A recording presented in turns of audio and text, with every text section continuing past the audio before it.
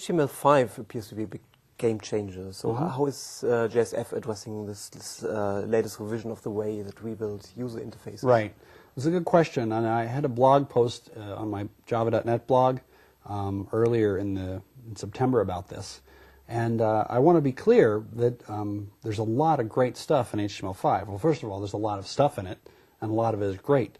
But not all of it will be relevant to JSF, because HTML5 does introduce a new programming model that lets you really do your whole application in the client side. They've got the canvas object, they've got the offline storage, they've got the application cache, lots of stuff that lets you do a full developer experience straight on the browser. JSF hasn't been addressing that specifically. ADF might, because it's a layer on top of JSF, but the core JSF framework has always been markup pages where you have user interface logic that runs on the server. And what is actually happening in the client is, for the most part, pretty simple. You may have logic that shows and hides different page regions. You may have logic that updates via AJAX. But certainly, the state of the UI mostly resides on the server for JSF, and I don't see that changing. To change that would be a fundamental shift in the direction for JSF, and I think many technologies make the mistake of trying to keep morphing themselves into whatever the latest new thing is. And sometimes it comes a time when you have to, say, let's do something different.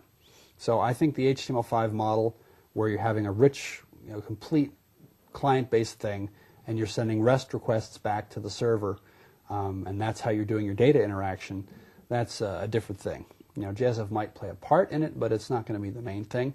That said, some specific aspects of HTML5 that we will use are the semantic markup. It lets you declare what parts of your page are the navigation bar or the content pane or whatever you have like that. There are new HTML5 form controls that we're going to be using, and those kinds of things that make sense we will pick up.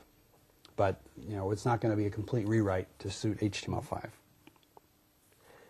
Java Enterprise Edition 7 is now on the horizon. So what's the main theme of EE7, and how does JavaServer Faces fit into that? Okay, well, EE7 is all about the going into the cloud.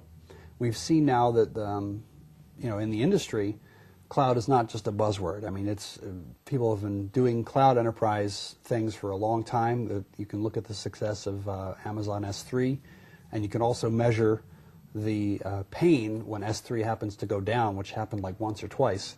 That'll give you a good impression of how tightly integrated and how heavily dependent we are on cloud services already.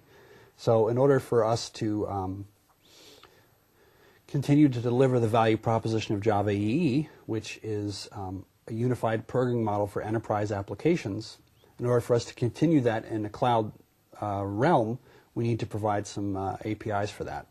That largely deals with provisioning and how are you allocating your application instances on the cloud, how are you spinning them up, how are you dealing with scalability. Of course, the major value add of cloud is you only pay for what you use. So if you are a business that has heavy usage 4 times a year, but the rest of the year your servers are mostly idle, then why would you have to pay to run the energy costs and the maintenance costs for all the other times? With cloud, you scale up when you need demand, and you scale down when the demand goes away.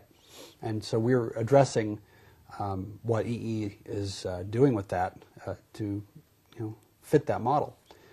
Another aspect of the cloud story is what we're calling multitenancy. And in multitenancy, the idea is you deploy your app to the cloud, and then you resell to any number of tenants. And each tenant doesn't know about the other tenants. They don't have any access to that private tenant data. So we need to provide APIs to enable people to write apps that do that. And one of the aspects is introducing this notion of a tenant ID, which is really pretty simple, just a JNDI value, but it's something that has to cut across all layers of the API. And so It's another layer of partitioning that we have to address. As a JSR, JavaServer Faces was intended to be the standard way to do user interfaces in Java EE. So, but there are still a lot of other Java web frameworks around. So why do you think that is the case, and what does it say about JavaServer Faces? That's a good thing to know about because there's been, in 2004 when we finished JSF 1.0, there was even more of a profusion of frameworks, and I really think there's economics behind it. The reason there's so many web frameworks and so many different UI user interface technologies is that people use the user interface as the gateway to their software stack. So if you're an independent consultant and you have your own UI framework, then you can use that as an entree to get consulting jobs. Or if you are a technology vendor, a stack vendor like Oracle or IBM or Spring, you can use the user interface framework as a way to get in. And it's a way to introduce people to your stack, and therefore, because it's so front-facing, there's a lot of competition in that realm. And so I think that's why it is. I do have to say, though, JSF has succeeded in some measurable ways. The first is number of different user interface component libraries that are out there for JSF. There is a wide range of them to choose from. Another aspect is the number of actual real-world deployments, which there are also plenty of. If you Google for this word real-world JSF links, all one word, you'll see our page that we collect all these links that link to new sites that we've found over the years that are using JSF. And the list keeps growing.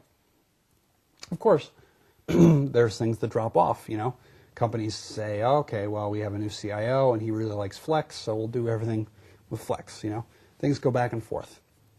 So, thank you for the interview. Thanks for having me, Andreas.